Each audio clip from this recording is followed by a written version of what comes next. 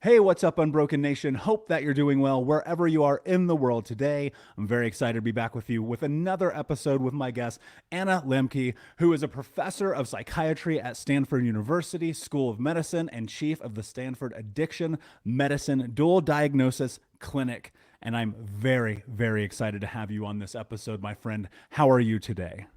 I'm good. Thank you. Thanks for having me. I'm excited to be here.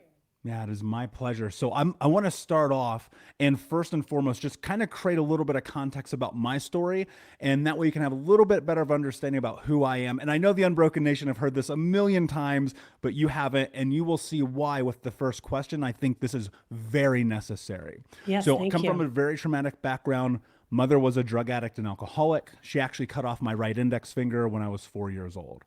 My stepfather, super addictive personality, incredibly abusive, borderline alcoholic, probably many other things. Spent the majority of my childhood homeless and in poverty. And by the time that I was 12 years old, I got high for the first time, drunk at 13, and expelled from school for drugs. Insert everything else that you imagine that comes along with that. And the place where I want to start here with you today, obviously, is your area of expertise. But most importantly, something very specific is, why do you believe that trauma can often beget addiction? Mm, Great question. Um, Addiction is many things, but one of the things it is a maladaptive way of coping. So the more we have to cope with in our lives, the more trauma we have, the more likely we might be to turn to substances or addictive behaviors as a way to manage the pain of that experience. Addiction is also potentially a maladaptive way of um, creating or replacing the need for human attachment. That is to say, that when we are not healthily and appropriately attached to the people around us, we might then look to substances or behaviors to fill that vacuum. And in many ways, intoxicants can do that. They can create that loved for, cared for, warm feeling that we are not getting from the people around us, at least for a while. The problem with intoxicants is that they eventually stop working and then they turn on us and then they create more problems than they solved. But certainly in the short term, I've had many patients describe their relationship with addictive substances and behaviors as a love affair, in essence. So those are two reasons that come to mind. The other thought that sort of comes to mind is the animal experiments, which are really fascinating. And of course, we're not animals in the sense that we're not rats and mice, the organisms on whom much of these experiments have been performed, but we have a lot of the same neural circuits. And in fact, our reward pathway is conserved for millions of years and across species. It hasn't, my reward pathway is no different from a rat's reward pathway. And what we see, interestingly, in animals who have become addicted to, for example, cocaine, let's say they've learned that if they press this lever, they're going to get a shot of cocaine intravenously. Essentially, animals will continue to press that lever to the point of exhaustion or until they literally die. But if then the cocaine is taken away, the animal will eventually stop pressing the lever for cocaine. Neuroscientists call that extinguishing the behavior. They'll eventually stop pressing it because they know no cocaine is forthcoming. But if you then administer a violent foot shock to that animal, the first thing the animal will do is rush to the lever and start pressing it again.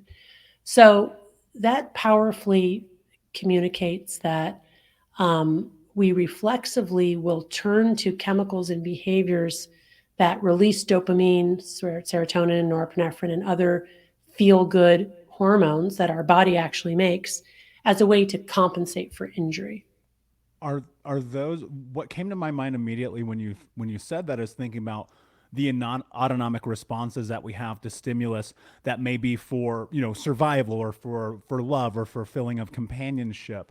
So when the mouse has his foot shocked again, is that then an autonomic response based on survival mechanisms? So when you say autonomic response, I don't know exactly what you mean by that. If you mean the autonomic nervous system, like Yes, the exactly. parasympathetic and sympathetic. Okay, yeah. I mean, I think another way of talking about that is to say it's a reflexive response. It's not something that we choose or will. It's outside even of conscious awareness, and it's reflexive. Our body just automatically does it. And in that sense, yes, I think that's right. And with that, one of the things I'm very curious of. So when I was very young, and I witnessed this not only in myself, my community, family, friends, even up to today, um, it always felt like a lot of the things we moved towards in terms of addiction, whether it was drugs, alcohol, sex, porn, whatever that thing was, felt like it was self-soothing. You know, for me being 12 years old, getting high for the first time, and that being at the crux of developmental years, looking at this as this thing where it was like there is safety in this. And Yeah. so every time there was pain or a stimulus that would kind of force me into this position of suffering, for lack of a better term, growing up, especially in a very volatile environment, I turned to drugs and marijuana and popping pills and these really aggressively addictive behaviors. And it wasn't until more or less those behaviors, to your point earlier, what would happen is I would get high and then I would have the most insane panic attack that you can imagine, right? It would feel like everything was closing down around me, like my body was forcing and rejecting that out of me so I could be present in the pain. Mm. Do you see that that holds true in your research, that eventually it comes to pass that maybe for some of us, that thing that once brought us pleasure then in turn brings us pain? Oh, absolutely. I mean, that's the great paradox of addiction, that we start out using for fun or to solve a problem. In your case, it was to solve the problem of the pain of your traumatic environment. But eventually, the substance itself becomes the problem. And it becomes the problem in a number of different ways. First of all, it stops working over time. Our brain adapts and it just doesn't do the job anymore. The other thing is that it can actively turn on us and start to do the opposite of what we intended. So people who use cannabis at night to help them sleep, after a while, cannabis can actually cause the insomnia, and there are many, many different examples of that. In some people, a very short period of use will lead to these kinds of paradoxical or counter effects. For other people, it may take decades before they get there, but I have yet to meet a person who was a regular heavy user of an addictive substance or behavior who didn't eventually get to the place where it stopped working and or it turned on them and caused the opposite phenomenon. I want to add one thing and key on a word you said about how drugs became kind of your safe place. And one of the things that's so appealing about drugs, which I think it's important to openly recognize and acknowledge, is that at least at the beginning, they provide a way that we can control how we feel. So instead of having to be at the mercy of other people or things that happen in our lives, here's a thing we can do or we can take which immediately improves our own subjective experience in the world. And that is a very powerful draw.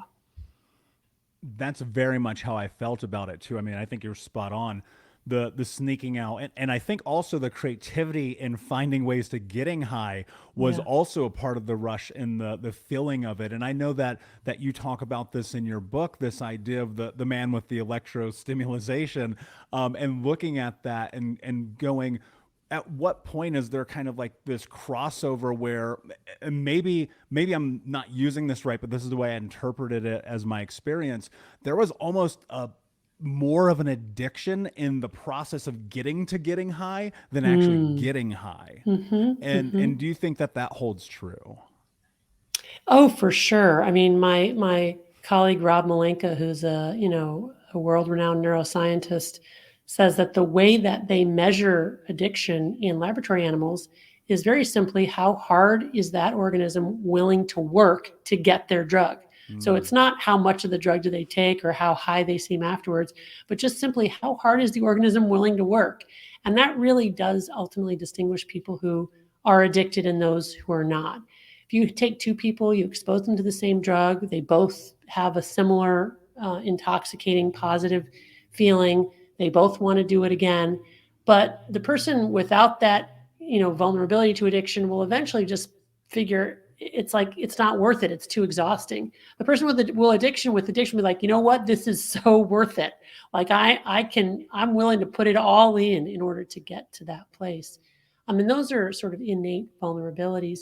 And yes, the problem solving piece of how to get the drug itself actually becomes part of the reward. It's like the creativity that goes into how am I going to get this thing? How am I going to get the money to get this thing? How am I going to hide that I used this thing? That gets to be all part of the appeal and the mystique. Is it the actual, like I think about this a lot when I when I look at my 20s, my early 20s especially, I put myself and many people that I knew in very high risk situations, very dangerous situations to kind of satiate that need of desire. Part of it was, and now I look back in hindsight and I recognize and understand through making meaning and ultimately doing a lot of work around this, that it was this thrill that I was chasing to basically reinvent the chaos of my childhood experiences, because that's where I felt comfort. Right. But I noticed that if not for lack of a better term, hitting what I would call a rock bottom moment, I can almost certainly guarantee you I would not be here having this conversation with you. One of the things that I'm really curious about is how can we mitigate the risk of chasing that dragon, for lack of a better expression, in this moment, and putting ourselves in these dire circumstances, but instead, prior to hitting rock bottom, mitigate that risk by having a better understanding of ourselves or the environment or why we do that. A big part of why I created this show was to give people tools that I've discovered through the fucking hard way, just to be frank with you. And so what I'm curious about, Anna, is there a way in real time to make notice and pay attention to your behaviors that are setting you up for failure? Yeah, great question. It is very difficult when we are chasing dopamine, which is another way of saying in our addiction vortex, to see true cause and effect. And what I mean by that is that we will 99 times out of 100 minimize the adverse effects of our drug and glorify the positive effects. So that in order to really be able to see the ways in which we're being harmed by our drug use before we're seriously harmed by the drug use, which it sounds like is what you're asking, is, I believe, to take a period of 30 days away from that drug. And of course, that's easier said than done. And in some cases, you would want to do that under medical supervision. But by putting the pause button on drug consumption long enough for the brain to readapt to the absence of the drug and to make neural connections with our prefrontal cortex, which is our gray matter right behind our foreheads, that allows us to see true cause and effect and consider future consequences, we really need a time away from the drug itself. So I know you're probably thinking to yourself, well, this isn't exactly like the $1 million insight I was hoping for, because it's really a very, on its face, obvious behavioral intervention without being an intellectual or emotional insight.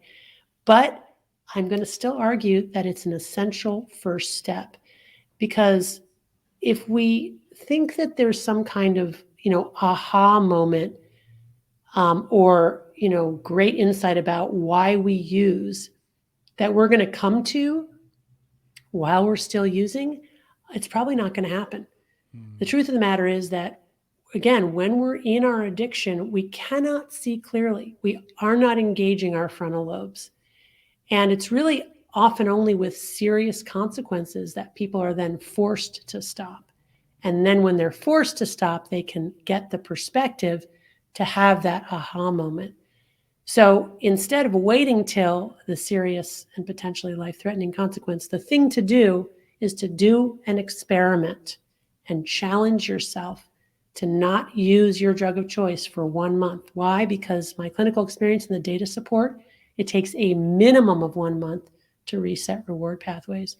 And when my patients do that, I no longer have to convince them that stopping or decreasing their drug use is a good idea.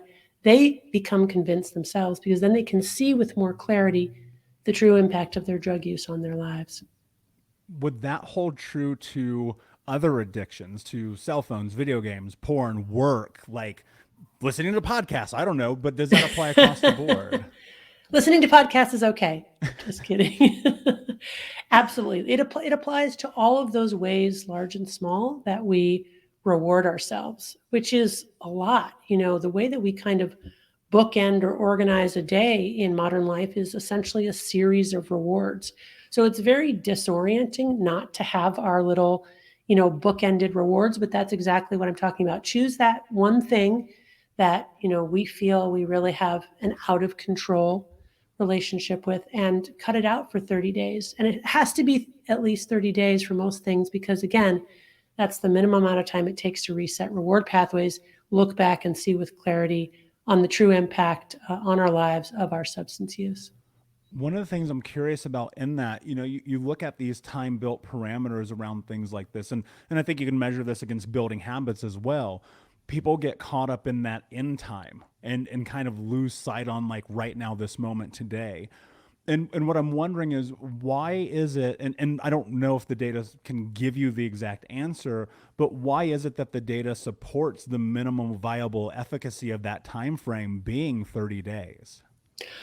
Well, let me just say that there isn't a whole lot of data, and it's certainly not for all substances and behaviors. And people's brains are different, and for different types of drugs or behaviors in different brains, it might be less than that. In other people, it's certainly more than that. But I can tell you, in my clinical experience, 30 days is sort of like the point at which people get to where they are relieved of the constant, intense cravings and intrusive thoughts of using. And that's really the torture. So the universal symptoms of withdrawal from any addictive substance are anxiety, irritability, insomnia, depression, and intrusive thoughts of wanting to use. And as long as we have all of that, which is really, really bad in the first 2 weeks after stopping, we're essentially using up all our reserve energy and creativity just to withstand not using again. And it's really only in weeks 3 and 4 where people begin to feel relief, where they begin to be able to enjoy other things in their lives. Addiction is characterized by this narrowing of focus just on that one rewarding activity, and other things become less rewarding. So as we restore homeostasis, or baseline reward firing, we move away from that narrowed focus on our drug of choice. Our lens opens. We're able to enjoy other things. We're not plagued by the constant thoughts of wanting to use. And again, we are freer, right? We are no longer in this reflexive, addictive vortex. We've now re-engaged our frontal lobe, and we can choose. We can choose. And the ability to choose is, I think, fundamental to the ability, to being human. And in that, what exactly is happening in that week 3 to 4 in the brain's neurochemistry that's allowing you to have, I want to call it clarity, because I felt Right. like that's what I had when I went through going through sobriety for the first time in my life, and like, wow, holy crap, I can like make cognitive thoughts. So what is happening in that week 3-4 window that's creating this efficacy? Okay, so to understand that, it's important to understand how our brain processes pleasure and pain, and also what happens in the brain as we become addicted. So one of the most important findings in neuroscience in the last 100 years or so is that pleasure and pain are co-located. The same parts of the brain that process pleasure also process pain, and they work like opposite sides of a balance. So imagine that in your brain, called the part of the brain called the reward pathway, there's a board on a fulcrum, like a teeter-totter in a kid's playground. When we do something pleasurable, it tips one way. When we do something painful, it tips the other. And the overarching rule governing this balance is that it wants to be level. It doesn't want to be deviated very long to the side of pleasure or pain. In fact, that deviation from neutrality is the definition of stress. Any deviation from our level physiology is biological stress. So when we have a deviation, our brains are going to work very hard to restore a level balance, or what neuroscientists call homeostasis. So let's take an example in my life. If I read a romance novel, I got addicted to romance novels, that will release dopamine in my brain's reward pathway, and I will experience pleasure, and that balance will tip to the side of pleasure. But no sooner has that happened than my brain will want to restore a level balance. Now, here's the key. The way that my brain restores a level balance is by tipping first an equal and opposite amount to the side of pain before going level again.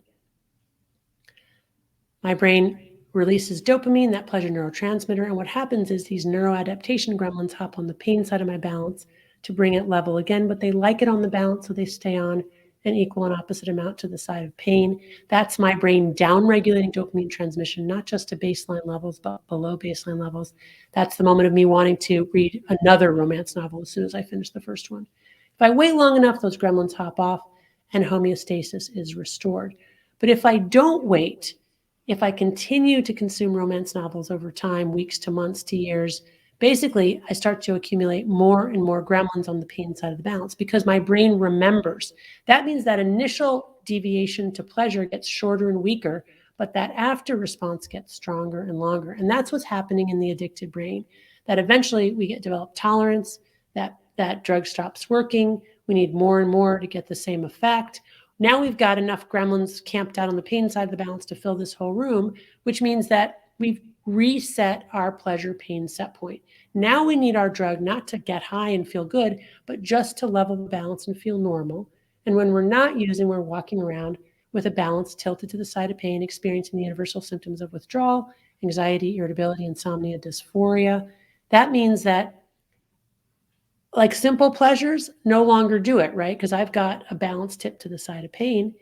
And now I'm narrowly focused and craving on my drug of choice just to feel normal. And that's also why people with addiction will relapse even months after they've stopped. Because for many people, it can take not just 30 days, but many months for those gremlins to hop off and for homeostasis to be restored. So why the 30-day abstinence period? Because for most people, 30 days is enough time for those gremlins to hop off and for homeostasis or a level balance to be restored. And that's what's so key, because we need to have a level balance in order to be able to enjoy other more modest rewards, and in order to have the resilience to respond to our environment, both with pleasure and pain, and then restore things again to that level position. I think with the access to literally anything that we want at all times now, unlike any time in human history, would it be fair to say, and it may not, and please, if I'm wrong, tell me, but would it be fair to say that people are more addicted now, just across the spectrum, than ever before? Oh, absolutely. I mean, that's very clear. We now have not just more potent forms of traditional drugs, but more access to those highly potent drugs. We have drugs that didn't exist before, like video games and social media. We have drugs. I mean, essentially, if you think about the four characteristics of what makes for things to be more addictive, it's quantity, access, potency, and novelty. We have almost infinite access. Our smartphones are like the hypodermic syringe, delivering digital dopamine 24/7. We have endless quantities. TikTok never runs out. We have more potency. Fentanyl is the perfect opioid example, this incredibly potent, incredibly lethal opioid. But we also have more potent digital products, right? We combine games with music, with lights, with beautiful faces. Everybody knows that when you take two independent drugs and you combine them together, you get a more potent form of that original drug. And we have greater variety. So we have all kinds of things that have become drugified, even healthy things, previously healthy things have now become drugified, food, human attachment, such that now we're all more likely to encounter our drug of choice.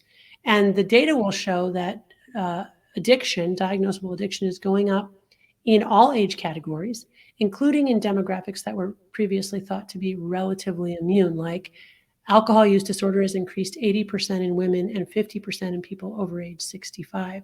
We've got more and more people struggling with alcohol misuse and sort of minor compulsions and addictions. People who smoke cannabis 30 years ago used to be primarily weekend users of weak pot. Now, people who use cannabis, many of them are using every day, all day, dabbing and using other highly potent forms. And whatever drug you look at, it's the similar process. We have more access, more quantity, more potency, more novelty, and more addiction. And in that, what I'm curious about, is there a correlation, and you may not know, and honestly, I haven't really dove into it enough to be able to make a foundational statement, but I have a hypothesis based on my own experience, and I want to see if you believe this to be possibly accurate, and that is in growing up in homes without love, companionship, empathy, compassion, all of the things that I think you need to regulate in a unregulated world and society, we find that regulation and the need for those hits of dopamine to, and again, I don't know this, so I'm going to be cautious how I use these words here. I find it more of a demand for people who come from traumatic backgrounds, using myself as, part of this hypothesis that I need to go deeper, harder, faster, stronger, more deeply into the hole to regulate than maybe someone who might have grown up in what we would call a normative household. Does that hold true? Oh, absolutely. I mean, the data are very robust that if you have experienced significant childhood trauma, you are at higher risk for addiction. And I really like the way you phrase that because, we all need to engage in emotion regulation. It's part of fundamental survival and certainly part of a sense of well being. And one of the very first ways that we learn how to do emotion self-regulation is to rely on the people around us, our caregivers in those early years. We observe how they manage their own emotion self-regulation. We mimic them. Our interactions with them those can also be tools to help us learn to regulate ourselves in moments of distress. And if that's an unhealthy attachment or a worse yet, an abusive kind of attachment, then we're deprived of all of those extenders for emotion regulation and really left, sort of in desperation. I mean, fortunately, it sounds like you are living proof that we can make up for this later in life, that we can even, after we have entered adulthood, relearn new ways to regulate ourselves that are healthy and adaptive, and not kind of a repetition of the early childhood environment, which is great. So I will say this for context, and I want to be very clear about it. That did not come without a tremendous amount of suffering, like an unbelievable amount of suffering, like hitting rock bottom. Because when I was in my early mid 20s, I'll paint you a picture here because I would love to go a little bit deeper in here to help Yeah. create context for listeners. I was 350 pounds, smoking 2 packs a day, drinking myself to sleep, getting high from the moment I woke up till the moment I went to bed, cheating on my partners, and chasing money like it was my fucking job. And Mm. so what I think about is I had this catastrophic, like cataclysm of all these experiences happening simultaneously that put me in this position where suddenly at 26 my life imploded on itself Mm. when I had a suicide attempt. And the next day I was laying in bed. It was 11 o'clock in the morning. Keep in mind, at this point, I'm 350 pounds. I'm smoking a joint, eating chocolate cake, and watching the CrossFit Games. Right? Like, if that's not rock bottom, I don't know what is. And this really fascinating thing happened where I walked into the bathroom. I looked at myself in the mirror and I had this distinct memory of being 8 years old. And the water company had come and turned our water off. This was super common. They turn off our water, our electricity. We were getting evicted all the time. I lived with like 30 different families in the course of 3.5 years. Wow. And I take this little blue bucket from my backyard. I walk across the street to the neighbor's house. I turn on their spigot. And for the first time in my life, I stole water. And I remember in that moment, I was like, all right, when I'm a grown up, this won't be my life. Now, it wasn't from a financial aspect because I did very well in my career, but in every other way, I was still like that hurt, lost little boy. Mm. And so in this moment, looking in the mirror, having this realization, I asked myself an incredibly important question that became the catalyst and the proxy for everything that I am now, almost 12 years later. I said, what are you willing to do to have the life that you want to have? And Mm. in that moment, the response was no excuses, just results. And Mm-hmm. Anna, basically what that meant in that moment was, I'm tired of my own bullshit. Where I'm at today is my fault. I'm not taking culpability for the past because that is not on me. But every time I eat a cheeseburger, every time I go to fucking McDonald's, they're going to sue me one day. Every time I go to a burger place, every time like I don't work out, I get that joint, I have sex with that stranger from the internet. I am doing this. And the Mm-hmm. reason I'm prefacing this is because I want to lead to this question, because even I don't understand it. I've talked with amazing mindset people around the world, from Tom Bilyeu to Dave Hollis to you name them. And the thing that I've come to is I have no idea why in that moment everything changed. And so I'm really curious if you have any insight to that, because there are people who listen to where they go, I had my rock bottom moment and then change occurred. Mm-hmm. Mm-hmm. Yeah, so fascinating. Wow. I love it. And I love those pivotal moment stories. I think those are such powerful moments in our lives, and they stay with us, right? They provide a frame of reference that transforms our whole lives, and it's just that single moment. Of course, we're building up to that moment, but when the moment comes, you can feel sort of the stars, in the orbit realign, and it's absolutely a fundamental life-changing moment. So a couple things that I that I believe that might help understand what happened to you in that moment. First of all, I do believe that it is our ability to choose when we are given the option of the right path and the wrong path that makes us. I'm going to go out on a limb here, and I'm going to say that it makes us in the image of God. And I really mean God very, very loosely, to be like the mystery of the universe. Um, but there is something in that moment when we choose what we know to be the right and good thing that really elevates us, and we transcend all of our frailty and brokenness, and everything that really um, is such like the human condition.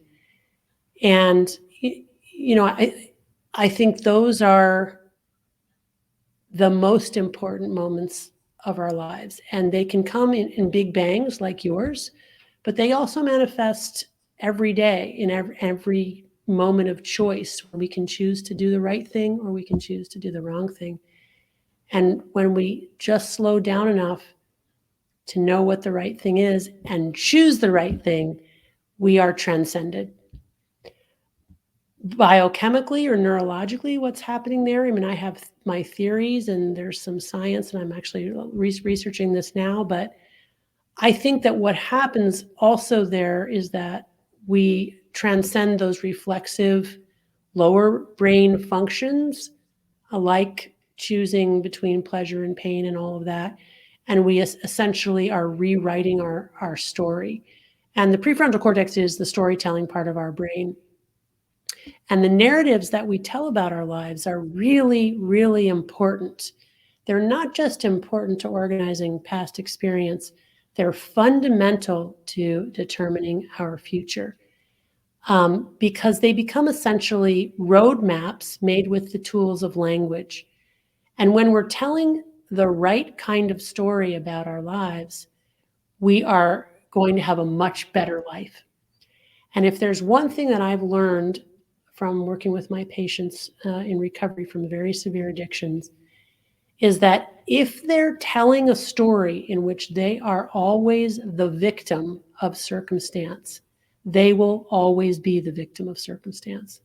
But if they tell a story in which they do the really hard thing in life, which is to own their piece of it, what they contributed, that's so fundamental to telling truer stories, and also stories that allow them to make real, important, positive changes.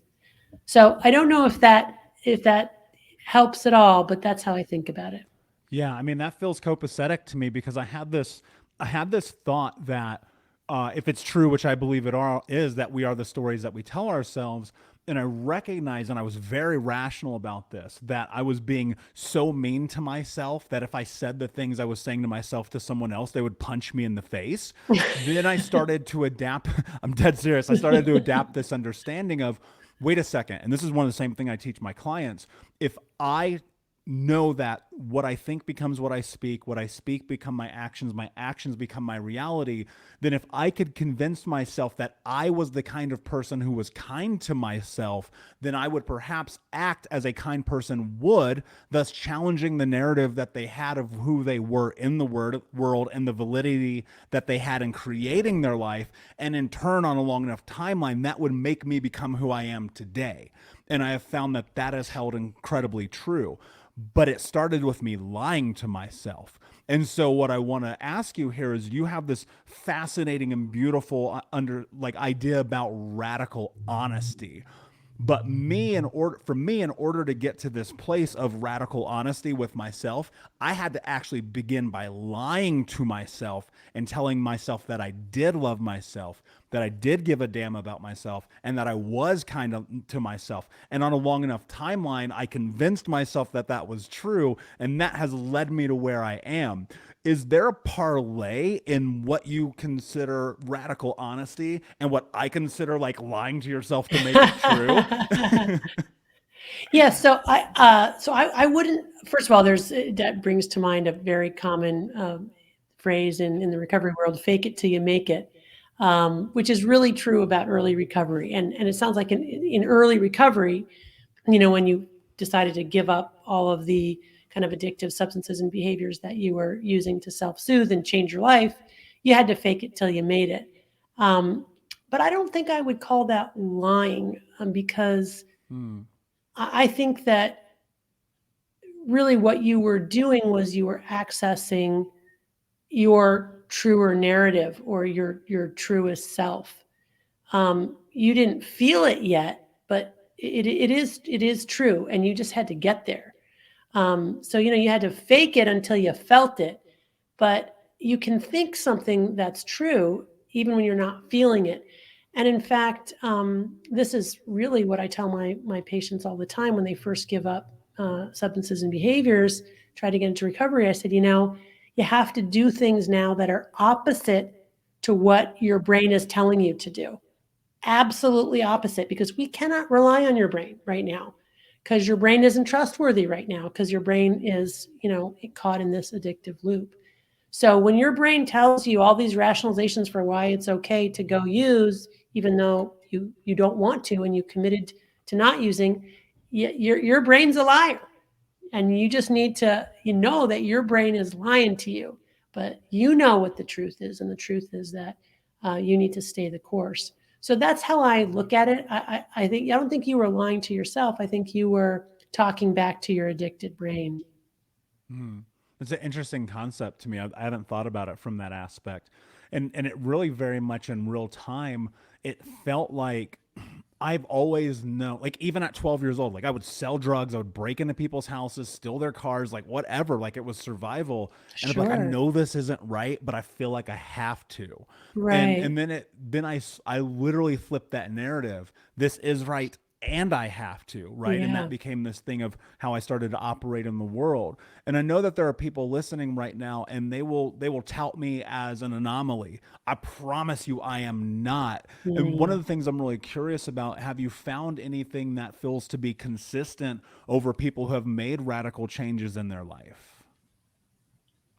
Yeah.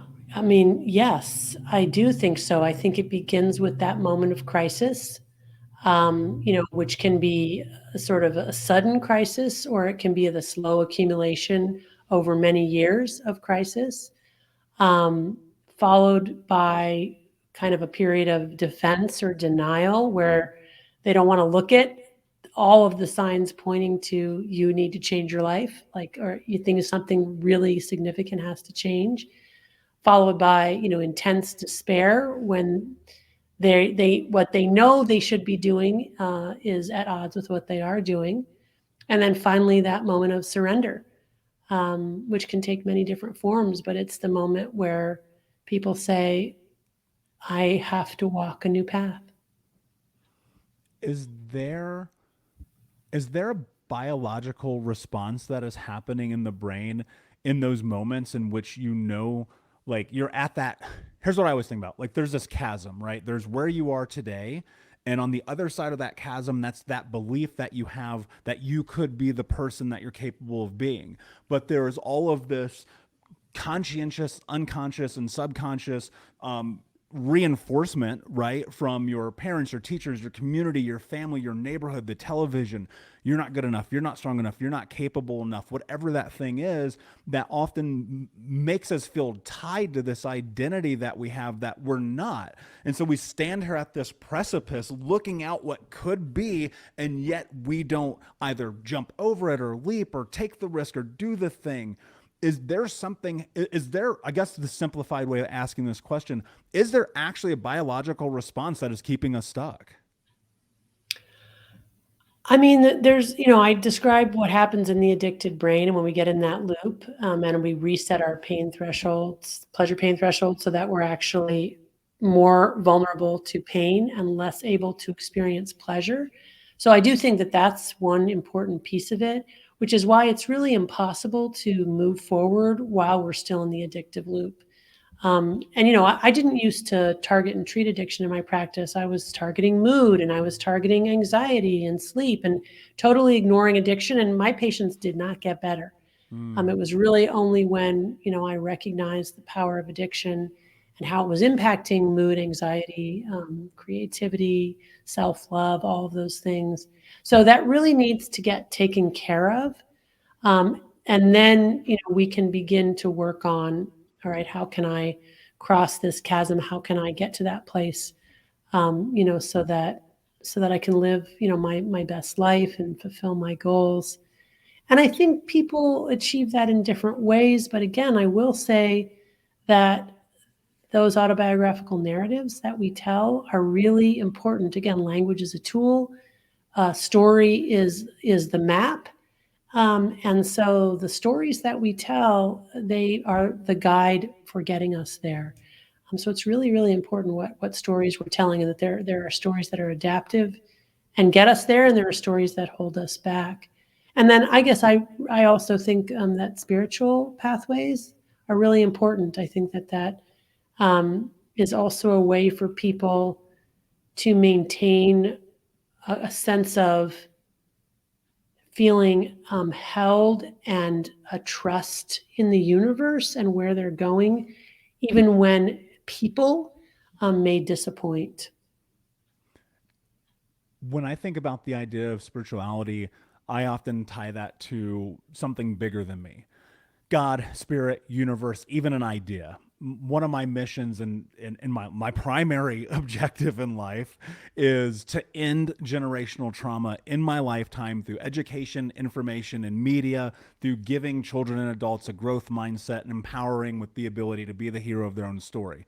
I recognize and understand that doing that in my lifetime is not only impractical, improbable, but likely impossible. But that doesn't mean I'm going to stop. And it Mhm. wasn't until I held on to that as a spiritual belief of what I could Right. grasp onto through the universe, God, whatever, Yes, that right. massive change happened in my life. So Yeah, when you talk wonderful. about, hold it, please go ahead. Oh, I just said that's wonderful. When you're talking about this idea of spirituality, can it be as simple as a grandiose and far-fetched idea? Absolutely, right? It's a kind of a hope and a faith in an idea, essentially. This idea that number one, we matter, and number two, the things that we do can matter not just to ourselves, but to other people, that we can participate in the good of the world through our actions, and that we can do that every day of our lives, that every day provides us opportunities to choose and to participate in the good that flows through the universe. And um, and that, yeah, that's at the heart of that spiritual process, really, however you define that. What would you say for those who they'll hear this, they'll make it to right now, Anna. They're in this conversation. They're like, yeah, I'm thinking about this. I'm contemplating. I take action, and then I relapse. And then I go, well, maybe I actually don't matter because I did this thing again. What would you Right. say to them? Well, what I would say is that any period of sobriety that you get, it's always in your back pocket. That's never taken away from you. And you can always go back to that as a touchstone that you did it before and you can do it again. To never give up hope. It's just a matter of that we keep going. Really, that's the essence, right? Just one foot in front of the other. Keep trying. We're all broken. I mean, I think it's so easy to look around and think that we're the only ones, or we have a target on our back, or we'll never make it, or, we're so much worse in however many different ways. But everybody struggles and everybody suffers. And if you see your suffering sort of joined together with other people's suffering, I think it's easier to bear. And we just have to keep the faith.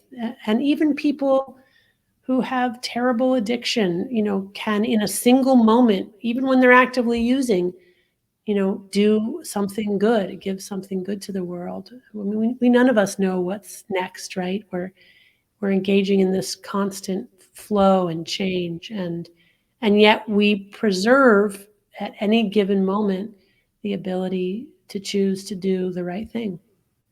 Yeah, I love that you said that. And I often go to an understanding that has profoundly impacted my life forever. And that is that we are all having a human experience and none of us know what the hell we're doing. Yeah, and the other thing that helps me a lot is, it's again a mantra from the recovery world, which is one day at a time. But I take a lot of solace in that because when I do too much forward projecting and I can catastrophize, and then I feel also the burden of the weight of responsibility, I can feel overwhelmed. But if I just say, you know what, I don't know what's going to happen today, but I'm going to do my best to be present for today and to do good and make good choices and be honest, and show up just today. That's really all I have to do is today. And if I get enough of those good days strung together, that'll be a good week. And enough good weeks, I guess that's going to be a good month. And before you know it, you're looking at a pretty good decade. Yeah. And that's literally word for word one of the things that I've thought about that has helped catapult my life to where it is today and hopefully Yeah. where it will be tomorrow. My Yeah. friend, this has been an amazing conversation. Before I ask you my last question, can you tell everyone where they can find you? Well, I'm not that findable, to be honest. My book is a place you can learn about my work and hopefully get some good ideas for living in this crazy mixed up world that we live in now. And that's Dopamine Nation. And there's a website for the book, dopaminenation.com. And that's sort of it. Awesome. And of course, we will put the links in the notes for the listeners. Anna, my friend, my last question for you is what does it mean to you to be unbroken? Okay. So echoing some themes that we've already talked about. Um, to me, to be unbroken is really just to know that I have the ability to choose between right and wrong, and that wherever I find myself, I will have opportunities to, in a single moment in time, choose, and I can choose the right thing. Beautifully said, my friend. Thank you so much for being here. Unbroken Nation, thank you so much for listening. Please like, subscribe, comment, share, tell a friend. And until next time, my friends, be unbroken. I'll see ya.